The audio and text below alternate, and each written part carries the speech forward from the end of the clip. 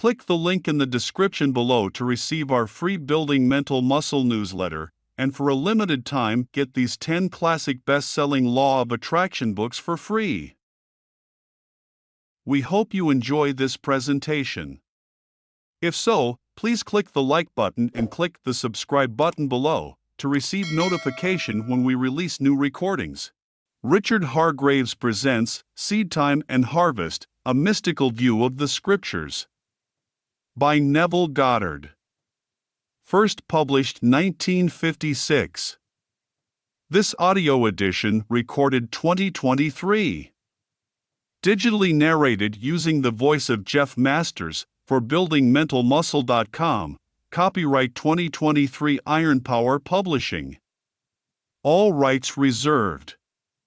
SEEDTIME and HARVEST, A Mystical View of the Scriptures, by Neville Goddard. Chapter 1. The End of a Golden String. I give you the end of a golden string, only wind it into a ball, it will lead you in at heaven's gate, built in Jerusalem's wall. Blake. In the following essays I have tried to indicate certain ways of approach to the understanding of the Bible and the realization of your dreams. That ye be not slothful, but followers of them who through faith and patience inherit the promises. Hebrews, chapter 6, verse 12. Many who enjoy the old familiar verses of Scripture are discouraged when they themselves try to read the Bible as they would any other book because, quite excusably, they do not understand that the Bible is written in the language of symbolism. Not knowing that all of its characters are personifications of the laws and functions of mind, that the Bible is psychology rather than history, they puzzle their brains over it for a while and then give up. It is all too mystifying. To understand the significance of its imagery, the reader of the Bible must be imaginatively awake. According to the Scriptures, we sleep with Adam and wake with Christ. That is, we sleep collectively and wake individually. And the Lord God caused a deep sleep to fall upon Adam, and he slept. Genesis, chapter 2, verse 21. If Adam, or generic man, is in a deep sleep, then his experiences as recorded in the Scriptures must be a dream. Only he who is awake can tell his dream, and only he would understand the symbolism of dreams can interpret the dream. And they said one to another, Did not our heart burn within us, while he talked with us by the way, and while he opened to us the Scriptures? Luke, chapter 24, verse 32. The Bible is a revelation of the laws and functions of mind expressed in the language of that twilight realm into which we go when we sleep. Because the symbolical language of this twilight realm is much the same for all men, the recent explorers of this realm, human imagination, call it the collective unconscious. The purpose of this book, however, is not to give you a complete definition of biblical symbols or exhaustive interpretations of its stories. All I hope to have done is to have indicated the way in which you are most likely to succeed in realizing your desires. What things soever ye desire can be obtained only through the conscious, voluntary exercise of imagination in direct obedience to the laws of mind. Somewhere within this realm of imagination there is a mood, a feeling of the wish fulfilled which, if appropriated, means success to you. This realm, this Eden, your imagination, is vaster than you know and repays exploration. I give you the end of a golden string, you must wind it into a ball. End of chapter. Chapter 2. The Four Mighty Ones. And a river went out of Eden to water the garden, and from thence it was parted and became into four heads. Genesis, chapter 2, verse 10. And everyone had four faces. Ezekiel, chapter 10, verse 14. I see four men loose, walking in the midst of the fire, and they have not hurt, and the form of the fourth is like the Son of God. Daniel, chapter 3, verse 25. For mighty ones are in every man. Blake. The four mighty ones constitute the selfhood of man, or God in man. There are four mighty ones in every man, but these four mighty ones are not four separate beings, separated one from the other as are the fingers of his hand. The four mighty ones are four different aspects of his mind and differ from one another in function and character without being four separate selves inhabiting one man's body. The four mighty ones may be equated with the four Hebrew characters here, which form the four-lettered mystery name of the creative power from and combining within itself the past, present, and future forms of the verb to be. The tetragrammaton is revered as the symbol of the creative power in man, I am, the creative four functions in man reaching forth to realize in actual material phenomena qualities latent in itself. We can best understand the four mighty ones by comparing them to the four most important characters in the production of a play. All the world's a stage, and all the men and women merely players. They have their exits and their entrances, and one man in his time plays many parts. As You Like It, Act 2, Scene 7. The producer, the author, the director, and the actor are the four most important characters in the production of a play. In the drama of life, the producer's function is to suggest the theme of a play. This he does in the form of a wish, such as, I wish I were successful, I wish I could take a trip, I wish I were married, and so on. But to appear on the world stage, these general themes must somehow be specified and worked out in detail. It is not enough to say, I wish I were successful. That is too vague. Successful at what? However, the first mighty one only suggests a theme. The dramatization of the theme is left to the originality of the second mighty one, the author. In dramatizing the theme, the author writes only the last scene of the play, but this scene he writes in detail. The scene must dramatize the wish fulfilled. He mentally constructs as lifelike a scene as possible of what he would experience had he realized his wish. When the scene is clearly visualized, the author's work is done. The third mighty one in the production of life's play is the director. The director's tasks are to see that the actor remains faithful to the script and to rehearse him over and over again until he is natural in the part. This function may be likened to a controlled and consciously directed attention, an attention focused exclusively on the action which implies that the wish is already realized. The form of the fourth is like the Son of God, human imagination, the actor. This fourth mighty one performs within himself, in imagination, the predetermined action which implies the fulfillment of the wish. This function does not visualize or observe the action. This function actually enacts the drama and does it over and over again until it takes on the tones of reality. Without the dramatized vision of fulfilled desire, the theme remains a mere theme and sleeps forever in the vast chambers of unborn themes. Nor without the cooperant attention, obedient to the dramatized vision of fulfilled desire, will the vision perceived attain objective reality. The four mighty ones are the four quarters of the human soul.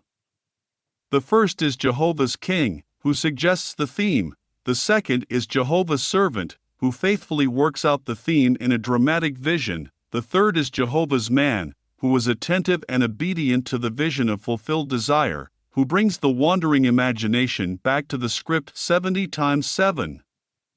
The form of the fourth is Jehovah himself, who enacts the dramatized theme on the stage of the mind. Let this mind be in you, which was also in Christ Jesus, who, being in the form of God, thought it not robbery to be equal with God. Philippians chapter 2, verses 5 and 6. The drama of life is a joint effort of the four quarters of the human soul. All that you behold, though it appears without, it is within, in your imagination, of which this world of mortality is but a shadow. Blake. All that we behold is a visual construction contrived to express a theme which has been dramatized, rehearsed, and performed elsewhere. What we are witnessing on the stage of the world is an optical construction devised to express the themes which have been dramatized, rehearsed, and performed in the imagination of men. The four mighty ones constitute the selfhood of man, or God in man, and all that man beholds, though it appears without, are but shadows cast upon the screen of space, optical constructions contrived by selfhood to inform him in regard to the themes which he has conceived, dramatized, rehearsed, and performed within himself. The creature was made subject unto vanity that he may become conscious of selfhood and its functions, for with consciousness of selfhood and its functions, he can act to a purpose, he can have a consciously self-determined history. Without consciousness, he acts unconsciously, and cries to an objective God to save him from his own creation. O Lord, how long shall I cry, and thou wilt not hear? Even cry out unto thee of violence, and thou wilt not save. Habakkuk, chapter 1, verse 2. When man discovers that life is a play which he, himself, is consciously or unconsciously writing, he will cease from the blind, self-torture of executing judgment upon others. Instead, he will rewrite the play to conform to his ideal, for he will realize that all changes in the play must come from the cooperation of the four mighty ones within himself. They alone can alter the script and produce the change. All the men and women in his world are merely players and are as helpless to change his play as are the players on the screen of the theater to change the picture. The desired change must be conceived, dramatized, rehearsed, and performed in the theater of his mind. When the fourth function, the imagination, has completed its task of rehearsing the revised version of the play until it is natural, then the curtain will rise upon this so seemingly solid world and the mighty four will cast a shadow of the real play upon the screen of space. Men and women will automatically play their parts to bring about the fulfillment of the dramatized theme. The players, by reason of their various parts in the world's drama, become relevant to the individual's dramatized theme and, because relevant, are drawn into his drama. They will play their parts, faithfully believing all the while that it was they themselves who initiated the parts they play. This they do because thou, Father, art in me, and I in thee, I in them, and thou in me. John, chapter 17, verses 21 and 23. I am involved in mankind. We are one. We are all playing the four parts of producer, author, director, and actor in the drama of life. Some of us are doing it consciously, others unconsciously. It is necessary that we do it consciously. Only in this way can we be certain of a perfect ending to our play. Then we shall understand why we must become conscious of the four functions of the one God within ourselves, that we may have the companionship of God as His sons. Man should not stay a man, his aim should higher be. For God will only gods accept as company. Angelus Silesius. In January of 1946, I took my wife and little daughter to Barbados in the British West Indies for a holiday. Not knowing there were any difficulties in getting a return passage, I had not booked ours before leaving New York. Upon our arrival in Barbados, I discovered that there were only 2 ships serving the islands, one from Boston and one from New York. I was told there was no available space on either ship before September. As I had commitments in New York for the first week in May, I put my name on the long waiting list for the April sailing. A few days later, the ship from New York was anchored in the harbor. I observed it very carefully and decided that this was the ship we should take. I returned to my hotel and determined on an interaction that would be mine were we actually sailing on that ship. I settled down in an easy chair in my bedroom, to lose myself in this imaginative action. In Barbados, we take a motor launch or rowboat out into the deep harbor when we embark on a large steamer. I knew I must catch the feeling that we were sailing on that ship. I chose the interaction of stepping from the tender and climbing up the gangplank of the steamer. The first time I tried, my attention wandered after I had reached the top of the gangplank. I brought myself back down and tried again and again. I do not recall how many times I carried out this action in my imagination until I reached the deck and looked back at the port with the feeling of sweet sadness at departing. I was happy to be returning to my home in New York, but nostalgic in saying goodbye to the lovely island and our family and friends. I do recall that in one of my many attempts at walking up the gangplank in the feeling that I was sailing, I fell asleep. After I awoke, I went about the usual social activities of the day and evening. The following morning, I received a call from the steamship company requesting me to come down to their office and pick up our tickets for the April sailing. I was curious to know why Barbados had been chosen to receive the cancellation and why I, at the end of the long waiting list, was to have the reservation, but all that the agent could tell me was that a cable had been received that morning from New York, offering passage for 3. I was not the first the agent had called, but for reasons she could not explain, those she had called said that now they found it inconvenient to sail in April. We sailed on April 20th and arrived in New York on the morning of May the 1st. In the production of my play, The Sailing on a Boat That Would Bring Me to New York by the 1st of May, I played the 4 most important characters in my drama. As the producer, I decided to sail on a specific ship at a certain time. Playing the part of the author, I wrote the script. I visualized the interaction which conformed to the outer action I would take if my desire were realized.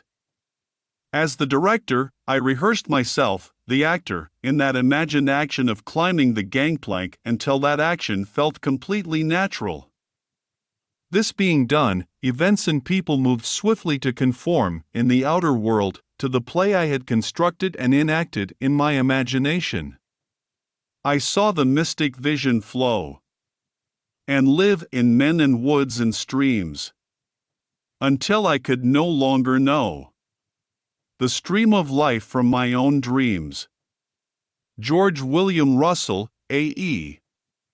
I told this story to an audience of mine in San Francisco, and a lady in the audience told me how she had unconsciously used the same technique when she was a young girl. The incident occurred on Christmas Eve.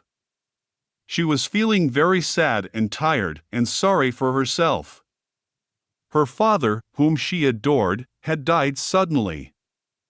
Not only did she feel this loss at the Christmas season, but necessity had forced her to give up her planned college years and go to work. This rainy Christmas Eve she was riding home on a San Diego streetcar. The car was filled with gay chatter of happy young people home for the holidays. To hide her tears from those around about her, she stood on the open part at the front of the car and turned her face into the skies to mingle her tears with the rain. With her eyes closed, and holding the rail of the car firmly, this is what she said to herself: "This is not the salt of the tears that I taste, but the salt of the sea and the wind. This is not San Diego, this is the South Pacific, and I am sailing into the Bay of Samoa." And looking up, in her imagination, she constructed what she imagined to be the Southern Cross. She lost herself in this contemplation so that all faded around about her. Suddenly she was at the end of the line and home. 2 weeks later, she received word from a lawyer in Chicago that he was holding $3,000 in American bonds for her. Several years before, an aunt of hers had gone to Europe, with instructions that these bonds be turned over to her niece if she did not return to the United States. The lawyer had just received word of the aunt's death and was now carrying out her instructions. A month later, this girl sailed for the islands in the South Pacific. It was night when she entered the Bay of Samoa. Looking down, she could see the white foam like a bone in the lady's mouth as the ship plowed through the waves and brought the salt of the sea in the wind. An officer on duty said to her, "There is the Southern Cross," and looking up, she saw the Southern Cross as she had imagined it. In the intervening years, she had many opportunities to use her imagination constructively, but as she had done this unconsciously, she did not realize there was a law behind it all. Now that she understands, she, too, is consciously playing her four major roles in the daily drama of her life, producing plays for the good of others as well as herself. Then the soldiers, when they had crucified Jesus, took his garments, and made four parts, to every soldier a part, and also his coat. Now the coat was without seam, woven from the top throughout. John, chapter 19, verse 23. End of chapter. Chapter 3. The gift of faith. And the Lord had respect unto Abel and in his offerings, but unto Cain and to his offering he had no respect. Genesis, chapter 4, verses 4-5. If we search the Scriptures, we will become aware of a far deeper meaning in the above quotation than that which a literal reading would give us. The Lord is none other than your own consciousness. Say unto the children of Israel, I am hath sent me unto you. Exodus, chapter 3, verse 14. I am is the self-definition of the Lord. Cain and Abel, as the grandchildren of the Lord, can be only personifications of two distinct functions of your own consciousness. The author is really concerned to show the two contrary states of the human soul, and he has used two brothers to show these states. The two brothers represent two distinct outlooks on the world possessed by everyone. One is the limited perception of the senses, and the other is an imaginative view of the world. Cain, the first view, is a passive surrender to appearances and an acceptance of life on the basis of the world without, a view which inevitably leads to unsatisfied longing or a contentment with disillusion. Abel, the second view, is a vision of fulfilled desire, lifting man above the evidence of the senses to that state of relief where he no longer pines with desire. Ignorance of the second view is a soul on fire.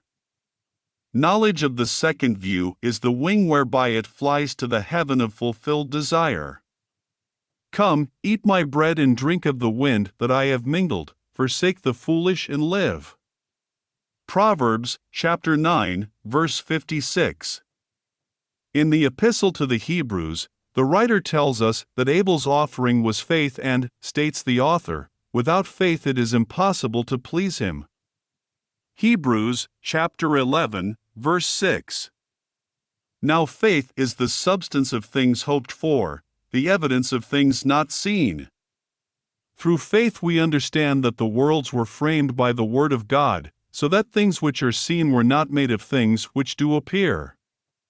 Hebrews, chapter 11, verses 1 and 3.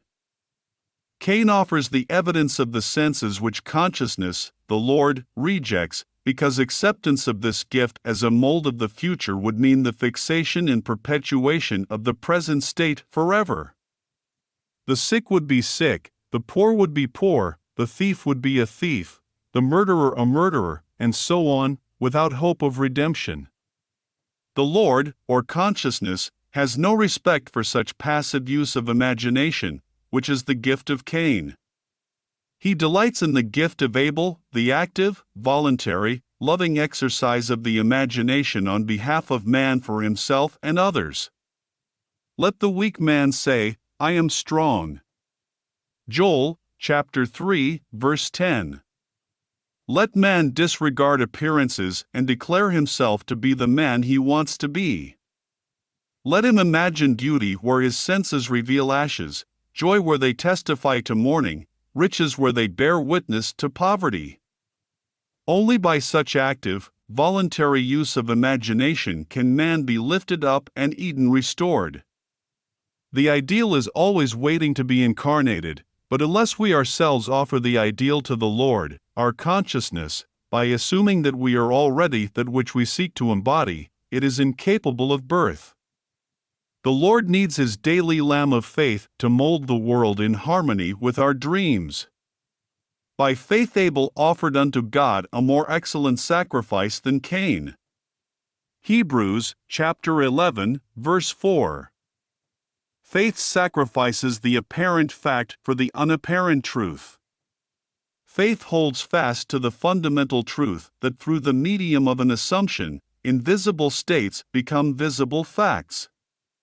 For what is faith unless it is to believe what you do not see?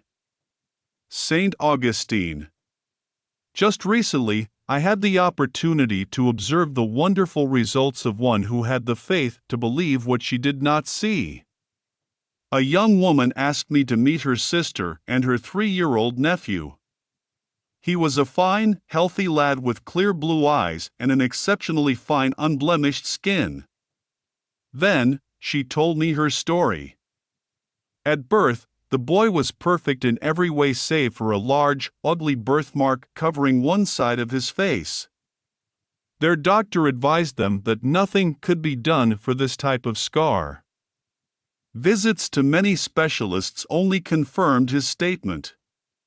Hearing the verdict, the aunt set herself the task of proving her faith that an assumption, though denied by the evidence of the senses, if persisted in, will harden into fact. Every time she thought of the baby, which was often, she saw, in her imagination, an 8-month-old baby with a perfect face, without any trace of a scar. This was not easy, but she knew that in this case, that was the gift of Abel which pleased God.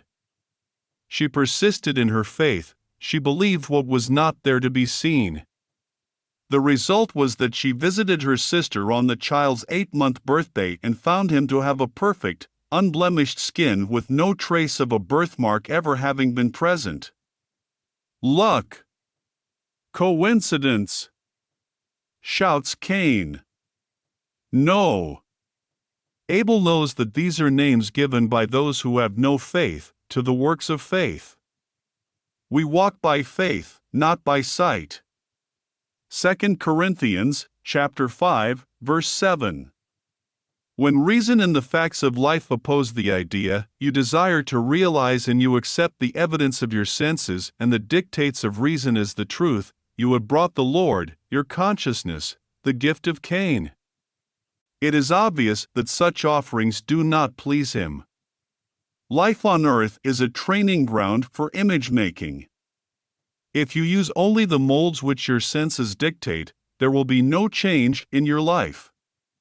You are here to live the more abundant life, so you must use the invisible molds of imagination and make results and accomplishments the crucial test of your power to create. Only as you assume the feeling of the wish fulfilled and continue therein are you offering the gift that pleases. When Abel's gift is my attire, then I'll realize my desire. The prophet Malachi complains that man has robbed God, but ye say, wherein have we robbed thee? In tithes and offerings. Malachi chapter 3, verse 8.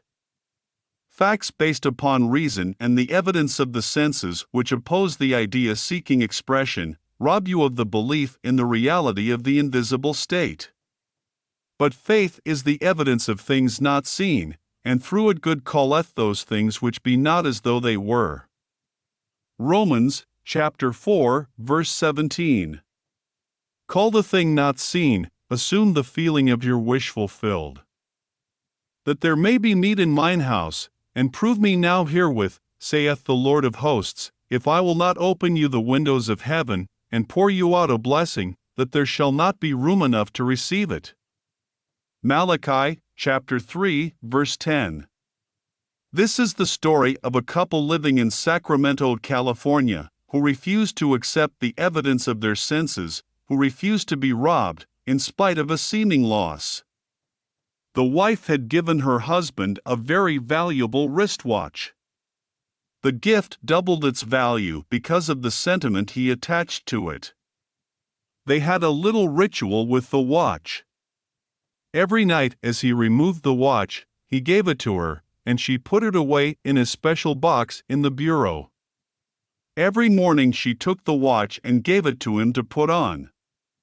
One morning the watch was missing. They both remembered playing their usual parts the night before, therefore the watch was not lost or misplaced, but stolen. Then and there, they determined not to accept the fact that it was really gone. They said to each other, "This is an opportunity to practice what we believe." They decided that, in their imagination, they would enact their customary ritual as though the watch were actually there. In his imagination, every night the husband took off the watch and gave it to his wife, while in her imagination she accepted the watch and carefully put it away. Every morning she removed the watch from its box and gave it to her husband, and he, in turn, put it on. This they did faithfully for 2 weeks. After their 14-day vigil, a man went into the one and only jewelry store in Sacramento where the watch would be recognized. As he offered a gem for appraisal, the owner of the store noticed the wristwatch he was wearing. Under the pretext of needing a closer examination of the stone, he went into an inner office and called the police. After the police arrested the man, they found in his apartment over $10,000 worth of stolen jewelry.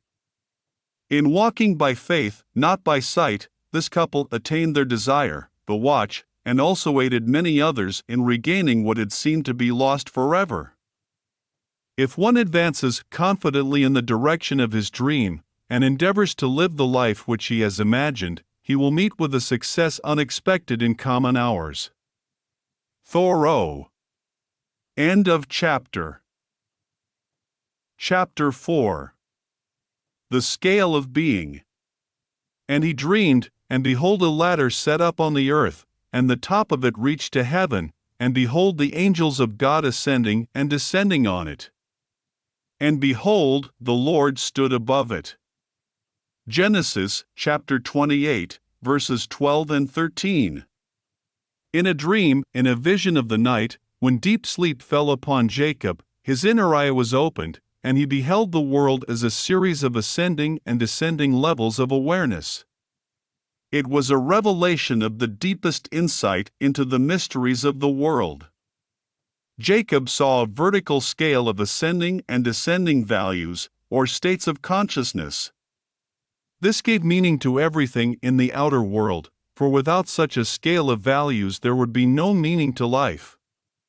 At every moment of time, man stands upon the eternal scale of meaning.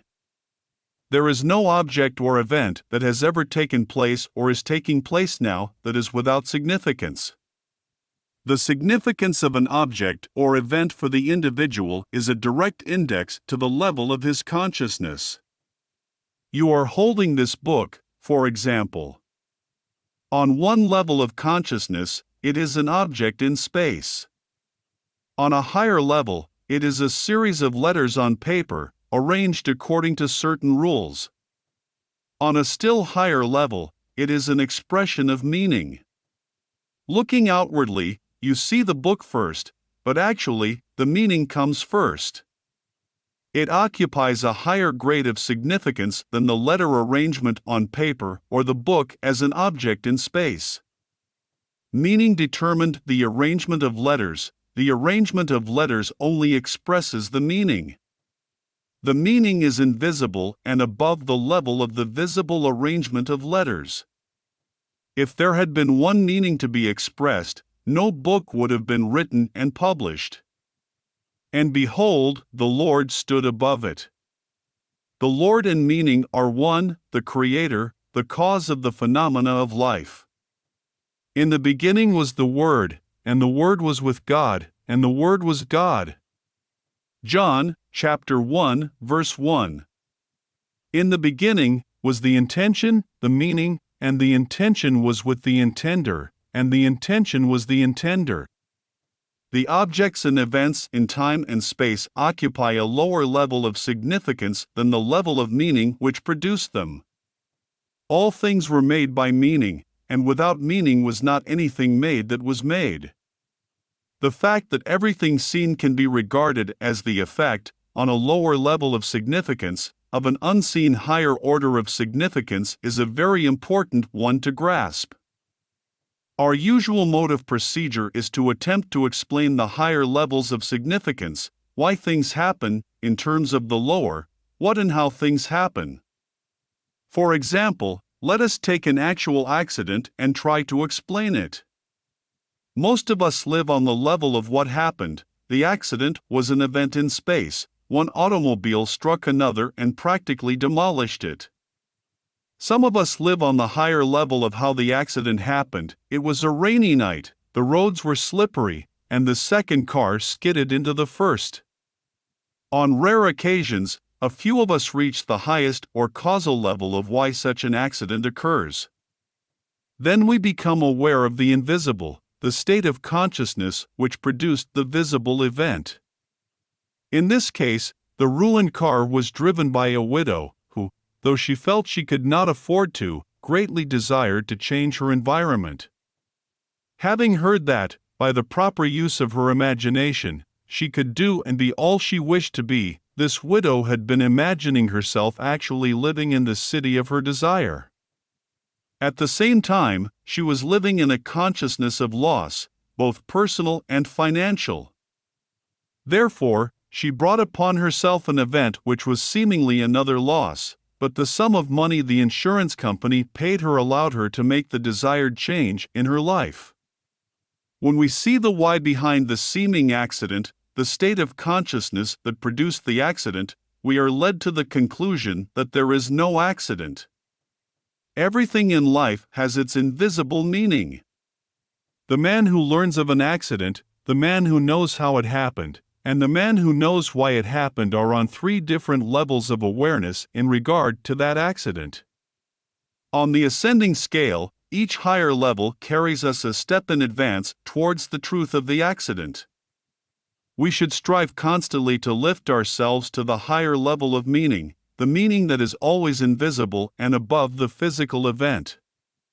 But remember, the meaning or cause of the phenomena of life can be found only within the consciousness of man. Man is so engrossed in the visible side of the drama of life, the side of what has happened, and how it happened, that he rarely rises to the invisible side of why it happened. He refuses to accept the prophet's warning that things which are seen were not made of things that do appear. Hebrews chapter 11, verse 3. His descriptions of what has happened and how it happened are true in terms of his corresponding level of thought, but when he asks why it happened, all physical explanations break down and he is forced to seek the why, or meaning of it, on the invisible and higher level. The mechanical analysis of events deals only with external relationships of things. Such a course will never reach the level which holds the secret of why the events happen. Man must recognize that the lower invisible sides flow from the invisible and higher level of meaning. Intuition is needed to lift us up to the level of meaning, to the level of why things happen. Let us follow the advice of the Hebrew prophet of old and lift up our eyes unto the hills within ourselves and observe what is taking place there. See what ideas we have accepted as true, what states we have consented to, what dreams, what desires and, above all, what intentions. It is from these hills that all things come to reveal our stature, our height, on the vertical scale of meaning. If we lift our eyes to the thee and me who works behind the veil, we will see the meaning of the phenomena of life. Events appear on the screen of space to express the different levels of consciousness of man. A change in the level of his consciousness automatically results in a change of the phenomena of his life. To attempt to change conditions before he changes the level of consciousness from whence they came is to struggle in vain. Man redeems the world as he ascends the vertical scale of meaning. We saw, in the analogy of the book, that as consciousness was lifted up to the level where man could see meaning expressed in the arrangement of its letters, it also included the knowledge that the letters were arranged according to certain rules, and that such arrangements, when printed on paper and bound together, formed a book. What is true of the book is true of every event in the world. They shall not hurt or destroy in all my holy mountain, for the earth shall be full of the knowledge of the Lord, as the waters cover the sea. Isaiah, chapter 11, verse 9. Nothing is to be discarded, all is to be redeemed. Our lives, ascending the vertical scale of meaning towards an ever-increasing awareness, an awareness of things of higher significance, are the process whereby this redemption is brought to pass. As man arranges letters into words, and words into sentences to express meaning, in like manner, life arranges circumstances, conditions and events to express the unseen meanings or attitudes of men. Nothing is without significance. But man, not knowing the higher level of inner meaning, looks out upon a moving panorama of events and sees no meaning to life. There is always a level of meaning determining events and their essential relationship to our lives. Here is a story that will enable us to seize the good in things seeming evil, to withhold judgment, and to act right amid unsolved problems. Just a few years ago, our country was shocked by a seeming injustice in our midst. The story was told on radio and television, as well as in the newspapers. You may recall the incident. The body of a young American soldier killed in Korea was returned to his home for burial. Just before the service, his wife was asked a routine question: was her husband a Caucasian? When she replied that he was an Indian, burial was refused. This refusal was in accordance with the laws of that community, but it aroused the entire nation. We felt incensed that anyone who had been killed in the service of his country should be denied burial anywhere in his country. The story reached the attention of the President of the United States, and he offered burial with full military honors in Arlington National Cemetery. After the service, the wife told reporters that her husband had always dreamed of dying a hero and having a hero's burial service with full military honors. When we in America had to explain why progressive, intelligent people like ourselves not only enacted but supported such laws in our great land of the free and the brave, we were hard put for an explanation. We, as observers, had seen only what happened and how it happened. We failed to see why it happened. That burial had to be refused if that lad was to realize his dream. We tried to explain the drama in terms of the lower level of how it happened, which explanation could not satisfy the one who had asked why it happened. The true answer, viewed from the level of higher meaning, would be such a reversal of our common habits of thinking that it would be instantly rejected. The truth is that future states are causative of present facts. The Indian boy dreaming of a hero's death, with full military honors, was like Lady Macbeth transported beyond this ignorant present and could feel now the future in the instant. And by it, he being dead yet speaketh. Hebrews, chapter 11, verse 4. End of chapter.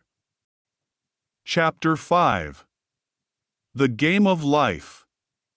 I can easier teach 20 what were good to be done, than be one of the 20 to follow mine own teaching. Shakespeare. With this confession off my mind, I will now teach you how to play the game of life. Life is a game, and like all games, it has its aims and its rules. In the little games that men concoct, such as cricket, tennis, baseball, football, and so on, the rules may be changed from time to time. After the changes are agreed upon, man must learn the new rules and play the game within the framework of the accepted rules.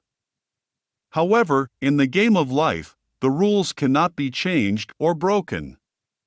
Only within the framework of its universal and everlastingly fixed rules can the game of life be played. The game of life is played on the playing field of the mind. In playing a game, the first thing we ask is, what is its aim and purpose, and the second, what are the rules governing the game?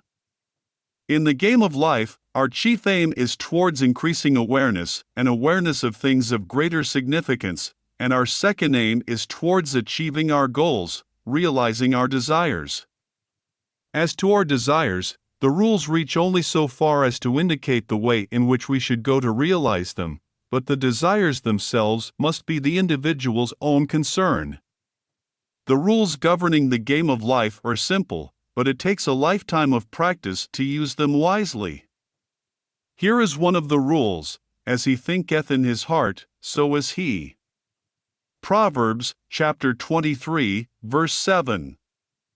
Thinking is usually believed to be a function entirely untrammeled and free, without any rules to constrain it. But that is not true. Thinking moves by its own processes in a bounded territory, with definite paths and patterns. Thinking follows the tracks laid down in one's own inner conversations. All of us can realize our objectives by the wise use of mind and speech. Most of us are totally unaware of the mental activity which goes on within us.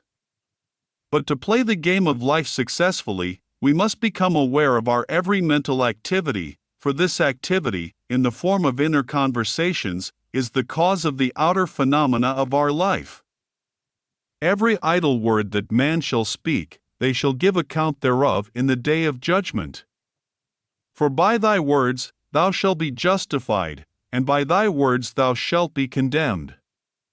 Matthew, chapter 12, verse 36 and 37. The law of the word cannot be broken. A bone of him shall not be broken. John, chapter 19, verse 36. The law of the word never overlooks an inner word nor makes the smallest allowance for our ignorance of its power. It fashions life about us as we, by our inner conversations, fashion life within ourselves. This is done to reveal to us our position on the playing field of life. There is no opponent in the game of life, there is only the goal. Not long ago, I was discussing this with a successful and philanthropic businessman. He told me a thought-provoking story about himself. He said, "You know, Neville, I first learned about goals in life when I was 14, and it was on the playing field at school. I was good at track and had a fine day, but there was one more race to run and I had stiff competition in one other boy. I was determined to beat him. I beat him, it is true, but, while I was keeping my eye on him, a third boy, who was considered no competition at all, won the race. That experience taught me a lesson I have used throughout my life.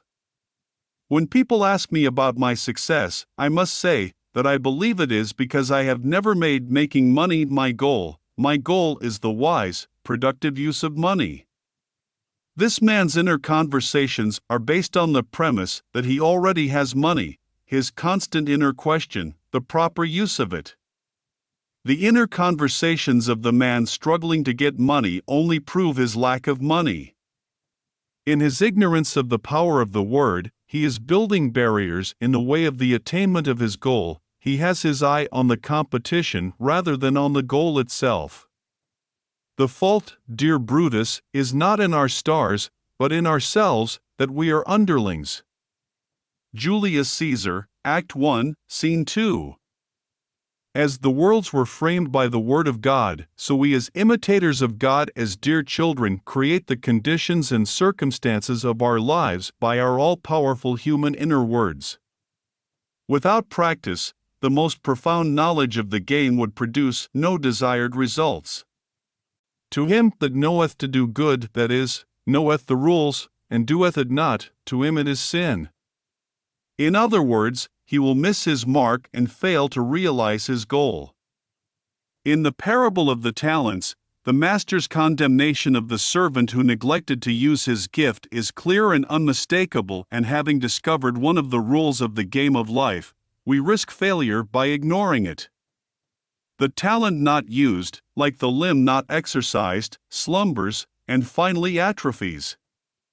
We must be doers of the word, and not hearers only. Since thinking follows the tracks laid down in one's own inner conversations, not only can we see where we are going on the playing field of life by observing our inner conversations, but also, we can determine where we will go by controlling and directing our inner talking.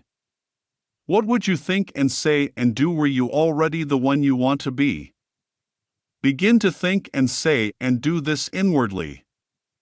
You are told that there is a rod in heaven that revealeth secrets, and you must always remember that heaven is within you, and to make it crystal clear who God is, where He is, and what His secrets are, Daniel continues, thy dream, and the visions of thy head are these. They reveal the tracks to which you are tied and point the direction in which you are going. This is what one woman did to turn the tracks to which she had been unhappily tied in the direction in which she wanted to go. For 2 years, she had kept herself estranged from the 3 people she loved most. She had had a quarrel with her daughter-in-law, who ordered her from her home. For those 2 years, she had not seen or heard from her son, her daughter-in-law, or her grandson, though she had sent her grandson numerous gifts in the meantime. Every time she thought of her family, which was daily, she carried on a mental conversation with her daughter-in-law, blaming her for the quarrel and accusing her of being selfish. Upon hearing a lecture of mine one night, it was this very lecture on the game of life and how to play it, she suddenly realized she was the cause of the prolonged silence and that she, and she alone, must do something about it. Recognizing that her goal was to have the former loving relationship, she set herself the task of completely changing her inner talking. That very night, in her imagination, she constructed 2 loving, tender letters written to her, one from her daughter-in-law and the other from her grandson. In her imagination, she read them over and over again until she fell asleep in the joyful mood of having received the letters. She repeated this imaginary act each night for 8 nights. On the morning of the 9th day, she received one envelope containing 2 letters, one from her daughter-in-law, one from her grandson. They were loving, tender letters inviting her to visit them, almost replicas of those she had constructed mentally. By using her imagination consciously and lovingly, she had turned the tracks to which she was tied, in the direction she wanted to go, towards a happy family reunion. A change of attitude is a change of position on the playing field of life. The game of life is not being played out there in what is called space and time. The real moves in the game of life take place within, on the playing field of the mind. Losing thy soul again to find, rendering toward that goal thy separate mind. Lawrence Houseman. End of chapter. Chapter 6. Time, times, and a half. And one said to the man clothed in linen, which was upon the waters of the river, How long shall it be to the end of these wonders? And I heard the man clothed in linen, which was upon the waters of the river, when he held up his right hand and his left hand unto heaven, and swear by him that liveth forever that it shall be for a time, times, and a half. Daniel, chapter 12, verses 6 and 7. At one of my lectures given in Los Angeles on the subject of the hidden meaning behind the stories of the Bible, someone asked me to interpret the above quotation from the book of Daniel. After I confessed, I did not know the meaning of that particular passage, a lady in the audience said to herself, if the mind behaves according to the assumption with which it starts, then I will find the true answer to that question and tell it to Neville. And this is what she told me. Last night the question was asked, what is the meaning of time, times, and a half as recorded in Daniel, chapter 12, verse 7? Before going to sleep last night, I said to myself, now there is a simple answer to this question, so I will assume that I know it, and while I am sleeping my greater self will find the answer and reveal it to my lesser self in dream or vision. Around 5 a.m. I awakened. It was too early to rise, so remaining in bed I quickly fell into that half-dreamy state between waking and sleeping, and while in that state a picture came into my mind of an old lady. She was sitting in a rocking chair and rocking back and forth, back and forth. Then a voice which sounded like your voice said to me, "Do it over and over and over again until it takes on the tones of reality." I jumped out of bed and reread the 12th chapter of Daniel, and this is the intuitive answer I received. Taking the 6th and 7th verses, for they constituted last night's question, I felt that if the garments with which biblical characters are clothed correspond to their level of consciousness, as you teach, then linen must represent a very high level of consciousness indeed, for the man clothed in linen was standing upon the waters of the river, and if, as you teach, water symbolizes a high level of psychological truth, then the individual who could walk upon it must truly represent an exalted state of consciousness. I therefore felt that what he had to say must indeed be very significant. Now the question asked of him was, how long shall it be to the end of these wonders? And his answer was, a time, times, and a half. Remembering my vision of the old lady rocking back and forth, and your voice telling me to do it over and over and over again until it takes on the tones of reality, and remembering that this vision and your instruction came to me in response to my assumption that I knew the answer, I intuitively felt that the question asked the man clothed in linen meant how long shall it be until the wonderful dreams that I am dreaming become a reality? And his answer is, do it over and over and over again until it takes on the tones of reality. A time means to perform the imaginary action which implies the fulfillment of the wish. Times mean to repeat the imaginary action over and over again, and a half means the moment of falling asleep while performing the imaginary action, for such a moment usually arrives before the predetermined action is completed and, therefore, can be said to be a half or part of a time. To get such inner understanding of the scriptures by the simple assumption that she did know the answer was a wonderful experience for this woman. However, to know the true meaning of time, times, and a half, she must apply her understanding in her daily life. We are never at a loss in an opportunity to test this understanding either for ourselves or for another. A number of years ago, a widow living in the same apartment house as we came to see me about her cat. The cat was her constant companion and dear to her heart. He was, however, 8 years old, very ill, and in great pain.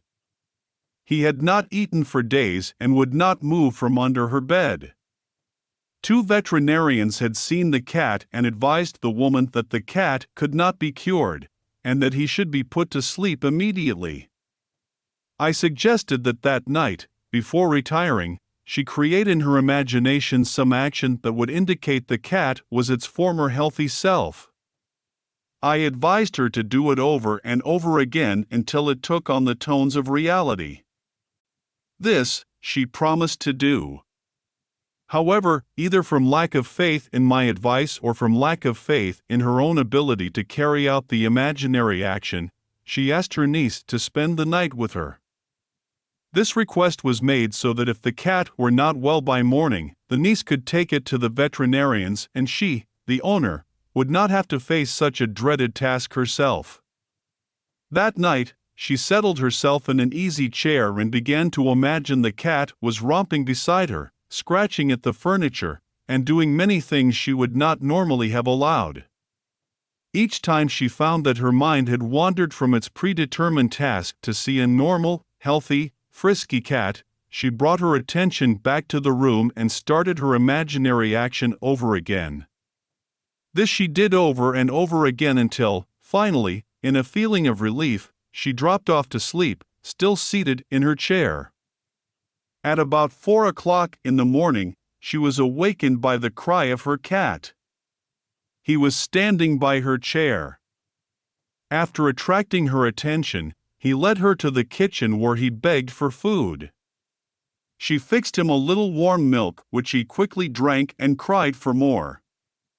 That cat lived comfortably for 5 more years, when, without pain or illness, he died naturally in his sleep.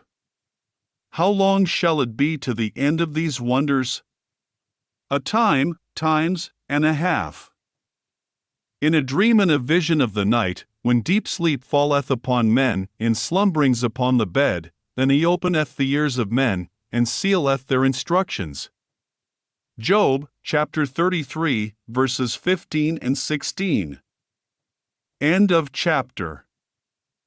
Chapter 7. Be ye wise as serpents.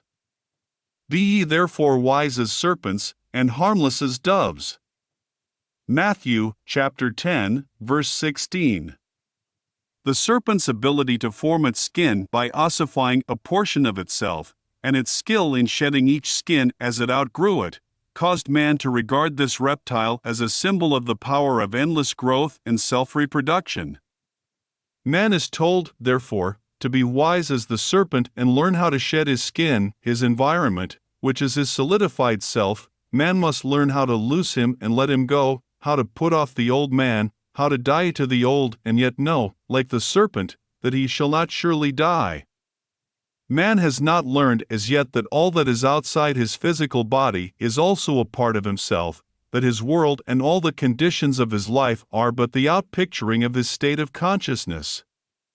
When he knows this truth, he will stop the futile struggle of self-contention and, like the serpent, let the old go and grow a new environment. Man is immortal, therefore, he must die endlessly. For life is a creative idea, it can only find itself in changing forms. Tagore. In ancient times, serpents were also associated with the guardianship of treasure or wealth. The injunction to be wise as serpents is the advice to man to awaken the power of his subtilized body, his imagination, that he, like the serpent, may grow and outgrow, die, and yet not die, for from such deaths and resurrections alone, shedding the old and putting on the new, shall come fulfillment of his dreams and the finding of his treasures. As the serpent was more subtle than any beast of the field which the Lord God had made. Genesis, chapter 3, verse 1. Even so, imagination is more subtle than any creature of the heavens which the Lord God had created. Imagination is the creature that was made subject to vanity, not willingly, but by reason of him who hath subjected the same in hope. For we are saved by hope, but hope that is seen is not hope, for what a man seeth, why doth he yet hope for it? But if we hope for that we see not, then do we have patience wait for it. Romans, chapter 8, verses 20, 24, and 25. Although the outer, or natural, man of the senses is interlocked with his environment, the inner, or spiritual, man of imagination is not thus interlocked. If the interlocking were complete, the charge to be wise as serpents would be in vain. Were we completely interlocked with our environment, we could not withdraw our attention from the evidence of the senses and feel ourselves into the situation of our fulfilled desire, in hope that that unseen state would solidify as our new environment. But there is a natural body, and there is a spiritual body. 1 Corinthians, chapter 15, verse 44. The spiritual body of imagination is not interlocked with man's environment. The spiritual body can withdraw from the outer man of sense and environment and imagine itself to be what it wants to be. And if it remains faithful to the vision, imagination will build for man a new environment in which to live. This is what is meant by the statement, I go to prepare a place for you. And if I go and prepare a place for you, I will come again, and receive you unto myself, that where I am, there ye may be also. John, chapter 14, verses 2 and 3. The place that is prepared for you need not be a place in space. It can be health, wealth, companionship, anything that you desire in this world. Now, how is the place prepared? you must first construct as lifelike a representation as possible of what you would see and hear and do if you were physically present and physically moving about in that place.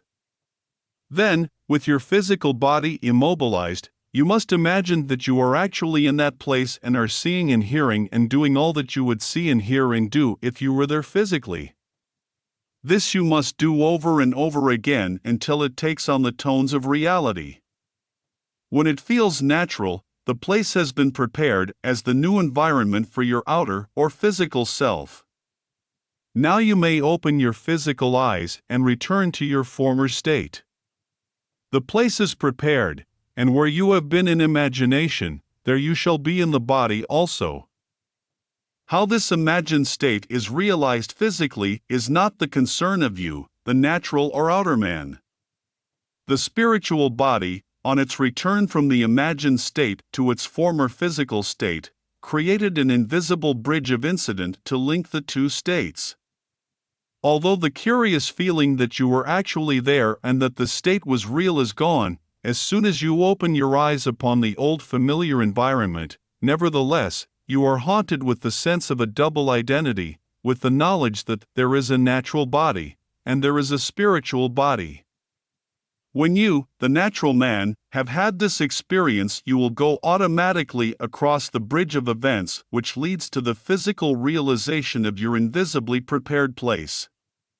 This concept, that man is dual and that the inner man of imagination can dwell in future states and return to the present moment with a bridge of events to link the two, clashes violently with the widely accepted view about the human personality and the cause and nature of phenomena.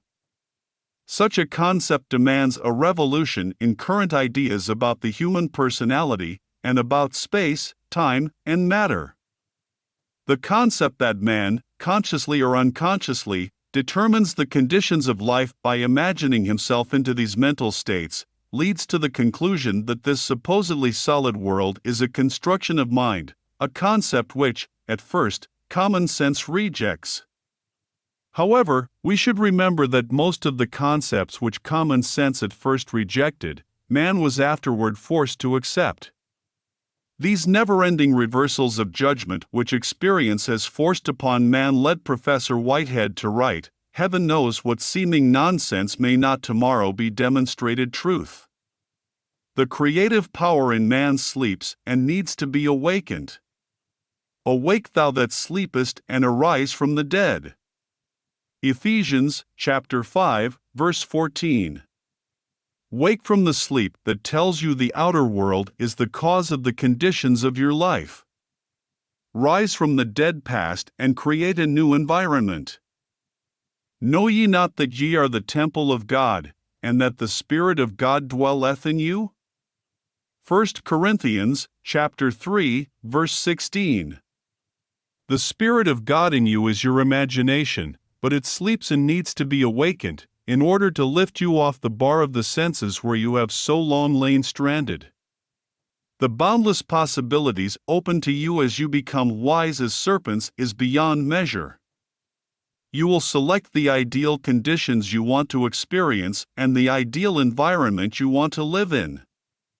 Experiencing these states in imagination until they have sensory vividness, you will externalize them as surely as the serpent now externalizes its skin.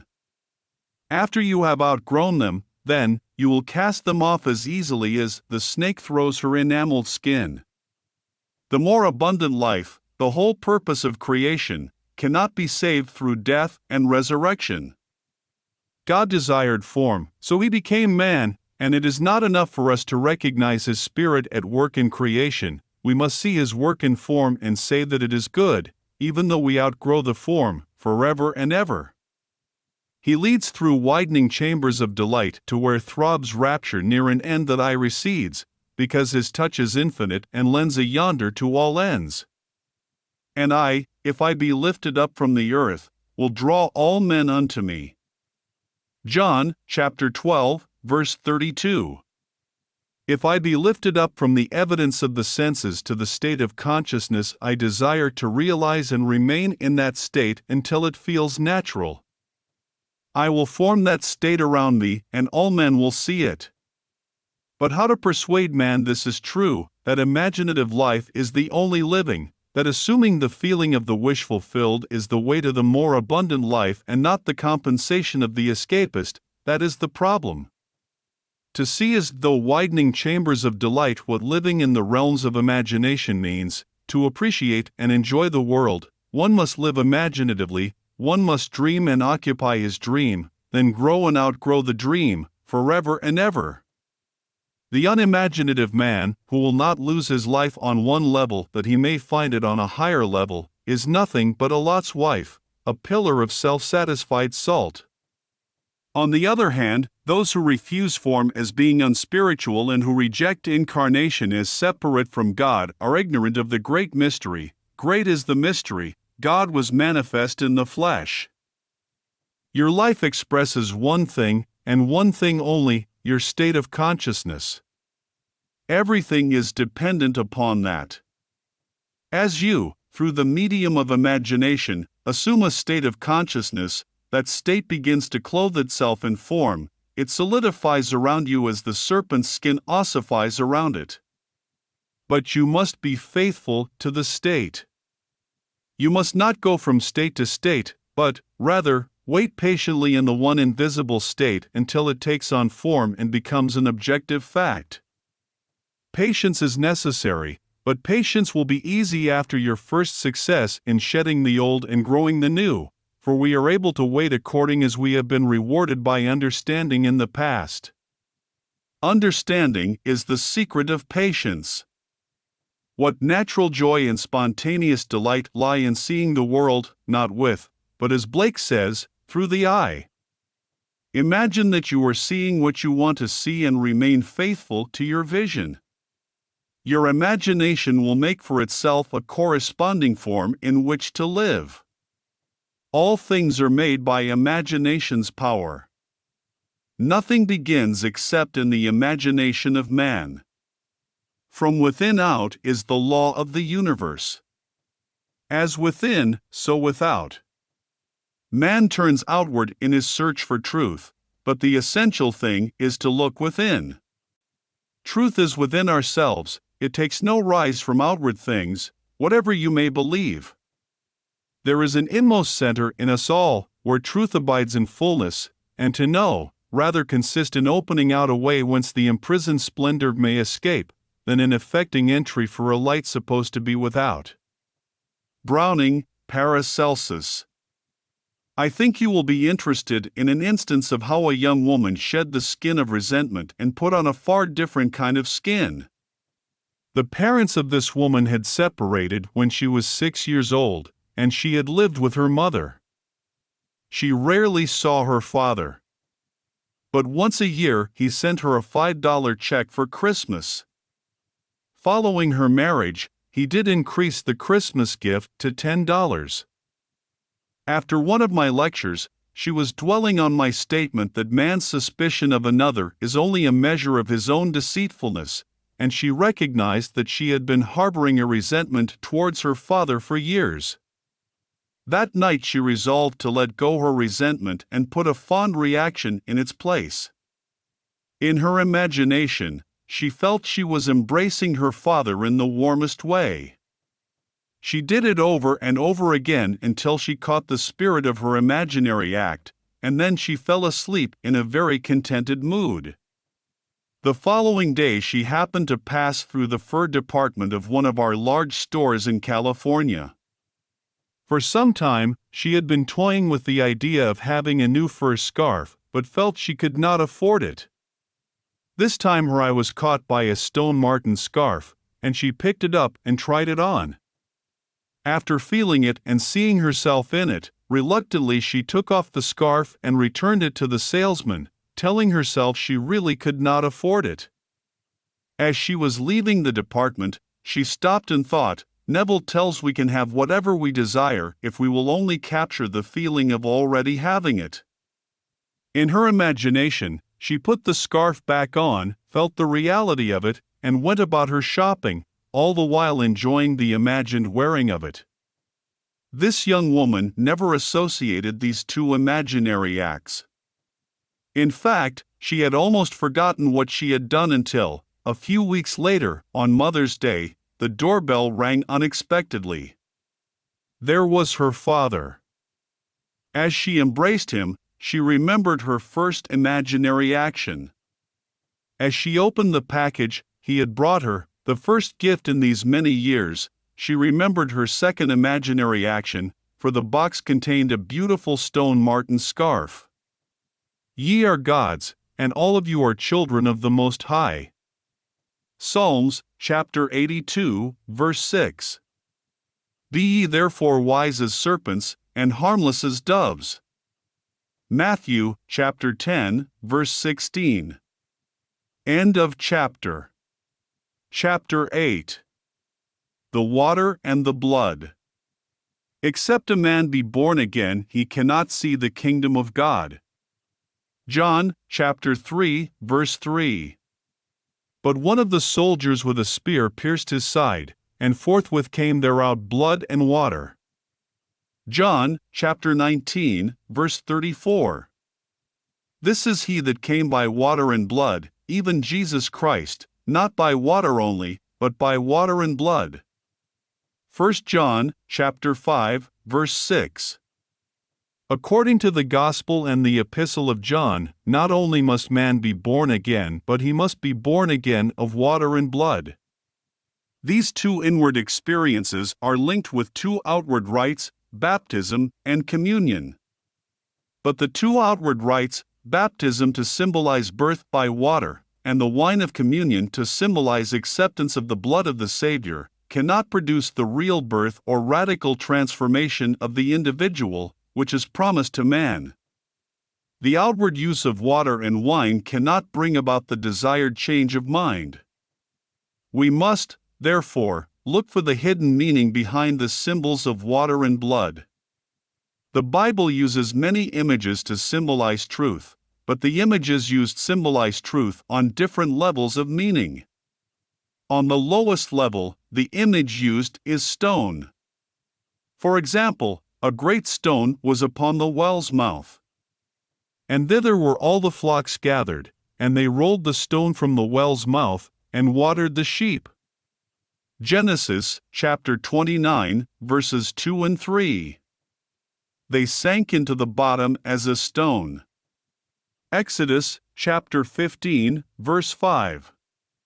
When a stone blocks the well, it means that people have taken these great symbolical revelations of truth literally.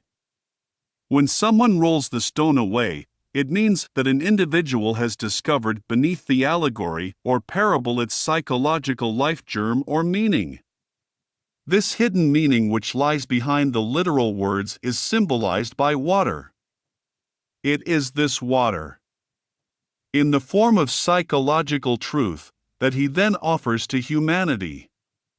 The flock of my pasture are men. Ezekiel, chapter 34, verse 31. The literal-minded man who refuses the cup of water, psychological truth, offered him, sinks into the bottom as a stone. He remains on the level where he sees everything in pure objectivity. Without any subjective relationship, he may keep all the commandments, written on stone, literally, and yet break them psychologically all day long. He may, for example, not literally steal the property of another, and yet see the other in want. To see another in want is to rob him of his birthright as a child of God. For we are all children of the Most High. And if children, then heirs, heirs of God, and joint heirs with Christ.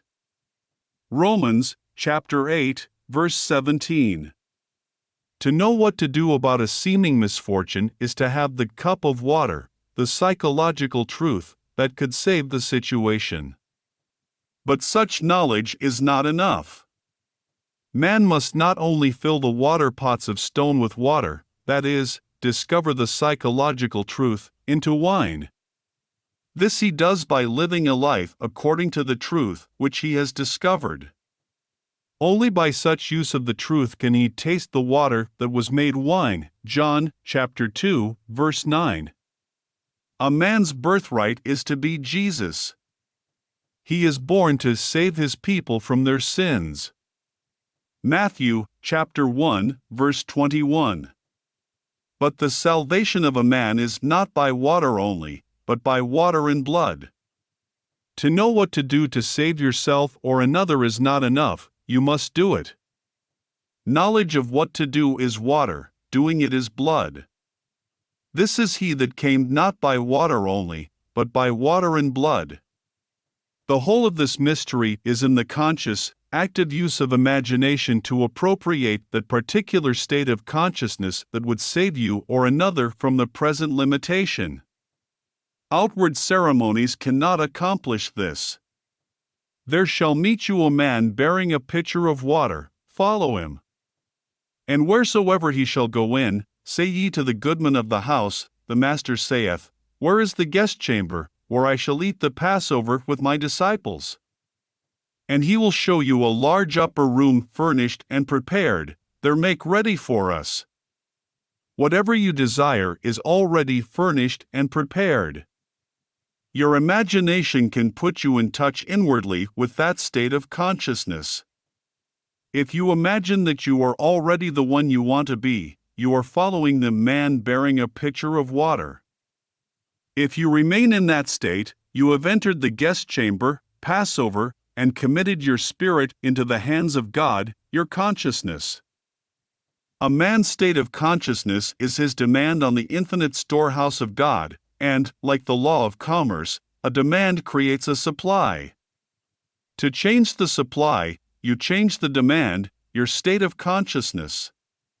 What you desire to be, that you must feel you already are. Your state of consciousness creates the conditions of your life, rather than the conditions create your state of consciousness.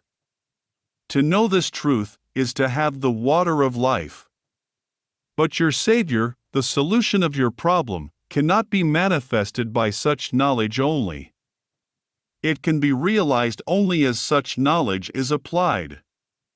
Only as you assume the feeling of your wish fulfilled, and continue therein, is your side pierced, from whence cometh blood and water. In this manner only is Jesus, the solution of your problem, realized.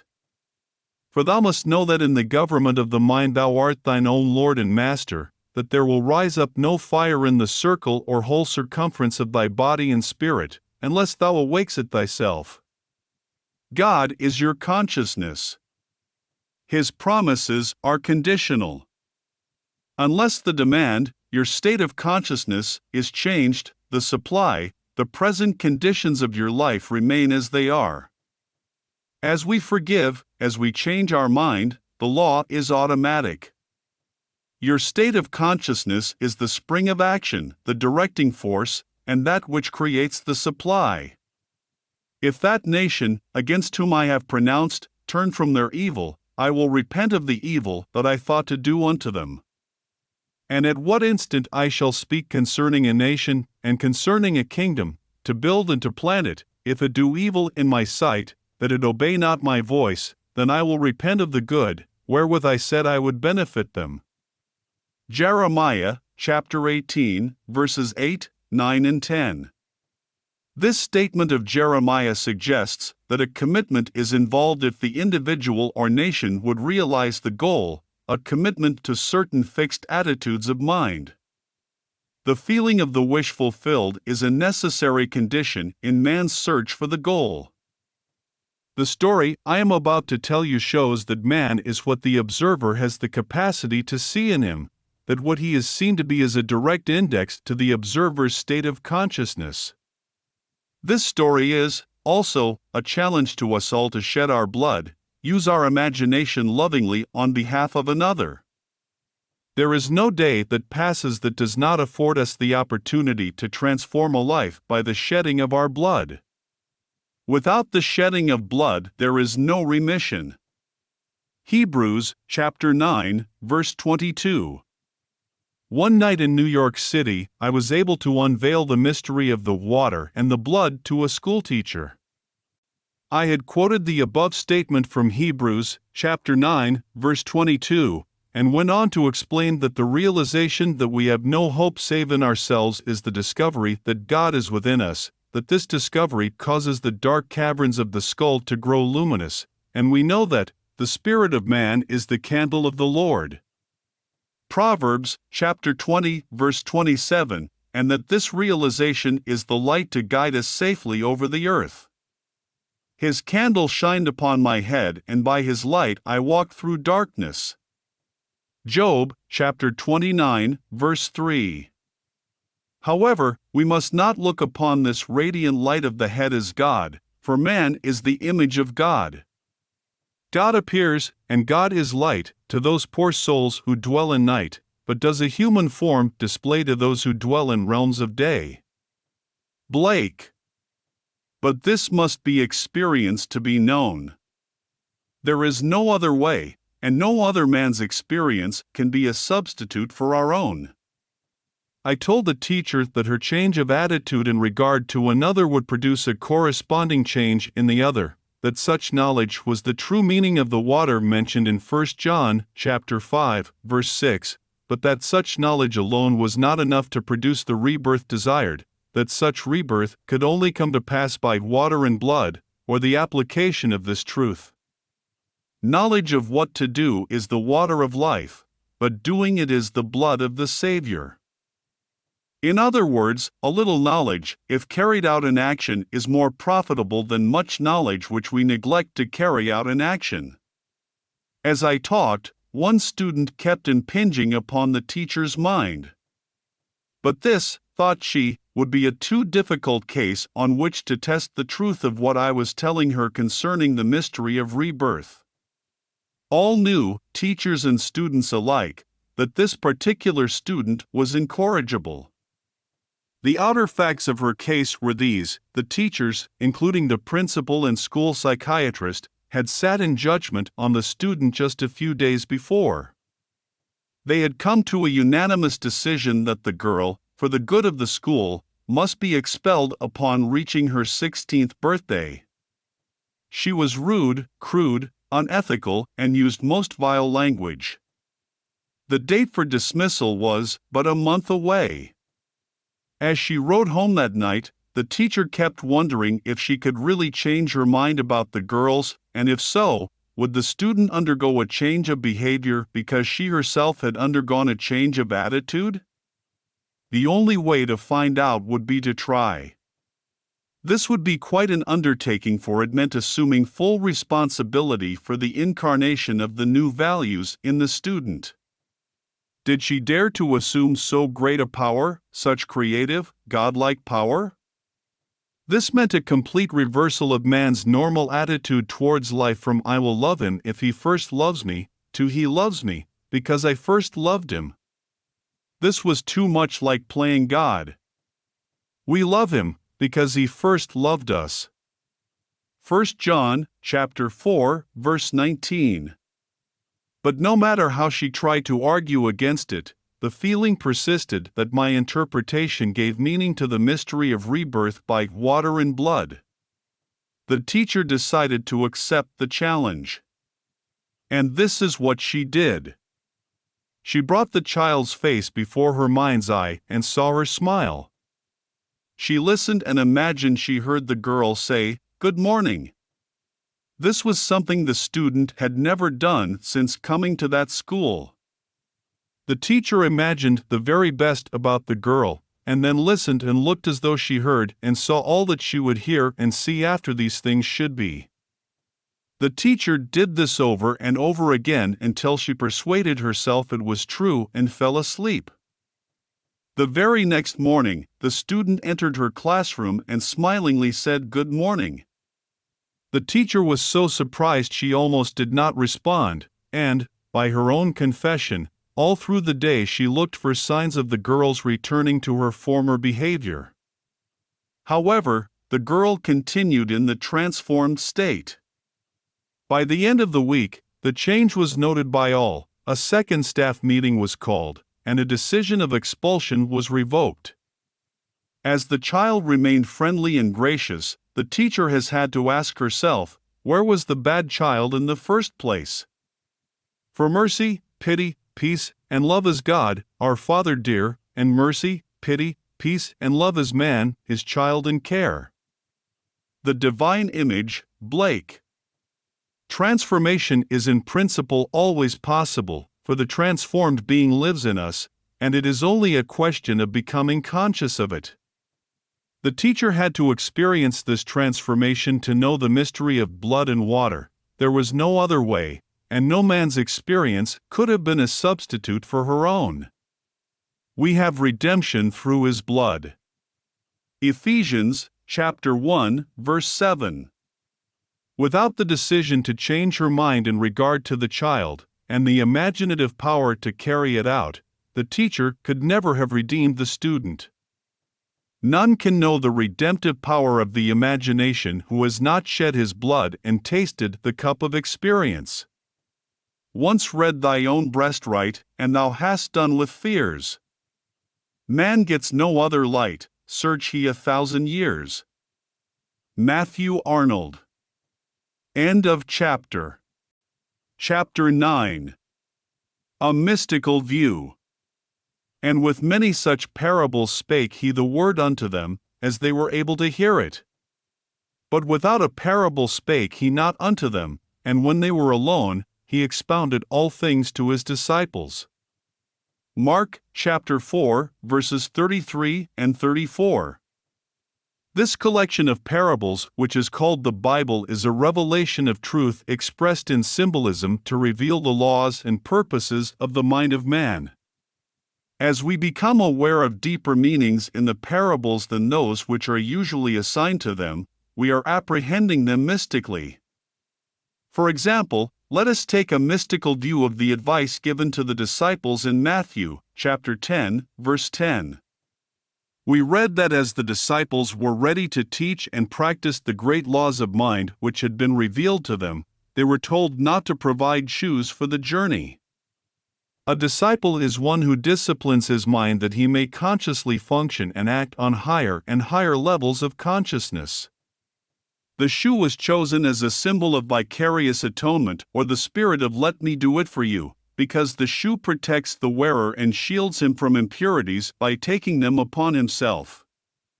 The aim of the disciple is always to lead himself and others from the bondage of dependency into the liberty of the sons of God. Hence the advice, take no shoes. Accept no intermediary between yourself and God. Turn from all who would offer to do for you what you should do, and could do far better yourself. Earth's crammed with heaven, and every common bush afire with God, but only he who sees takes off his shoes. Elizabeth Barrett Browning.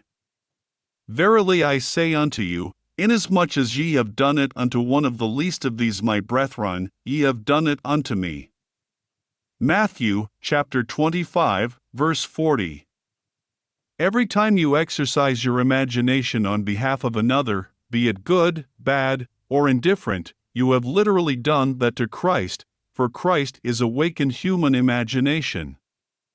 Through the wise and loving use of imagination, man clothes and feeds Christ, and through ignorant and fearful misuse of imagination, man disrobes and scourges Christ. Let none of you imagine evil in your hearts against your neighbor. Zechariah chapter 8, verse 17, is sound but negative advice. A man may stop misusing his imagination on the advice of a friend. He may be negatively served by the experience of others and learn not to imagine, but that is not enough. Such lack of use of the creative power of imagination could never clothe and feed Christ. The purple robe of the Son of God is woven, not by not imagining evil, but by imaging the good, by the active, voluntary, and loving use of imagination. Whatsoever things are of good report, if there be any virtue, and if there be any praise, think on these things. Philippians chapter 4, verse 8. King Solomon made himself a chariot of the wood of Lebanon. He made the pillars thereof of silver, the bottom thereof of gold, the covering of it of purple, the midst thereof being paved with love. Song of Solomon, chapter 3, verses 9 and 10. The first thing we notice is King Solomon made himself. That is what every man must eventually do, make himself a chariot of the wood of Lebanon. By chariot, the writer of this allegory means mind, in which stands the spirit of wisdom, Solomon, controlling the four functions of mind that he may build a world of love and truth. And Joseph made ready his chariot and went up to meet Israel his father. What tributaries follow him to Rome to grace in captive bonds his chariot wheels? If man does not make himself a chariot of the wood of Lebanon, then his will be like Queen Mab's. She is the fairy's midwife. Her chariot is an empty hazelnut. The wood of Lebanon was the mystic symbol of incorruptibility. To a mystic, it is obvious what King Solomon made himself. Silver typified knowledge, gold symbolized wisdom, and purple clothed or covered the incorruptible mind with the red of love and the blue of truth. And they clothed him with purple. Mark, chapter 15, verse 17. Incarnate, incorruptible fourfold wisdom, clothed in purple, love and truth, the purpose of man's experience on earth. Love is the sage's stone, it takes gold from the clod, it turns not into aught, transforms me into God. Angelus Silesius. End of chapter. End of book. If you enjoyed listening to this recording, please click the like button and click the subscribe button below to receive notification when we release new recordings. Click the link in the description below to receive our free Building Mental Muscle newsletter, and for a limited time get these 10 classic best-selling Law of Attraction books for free.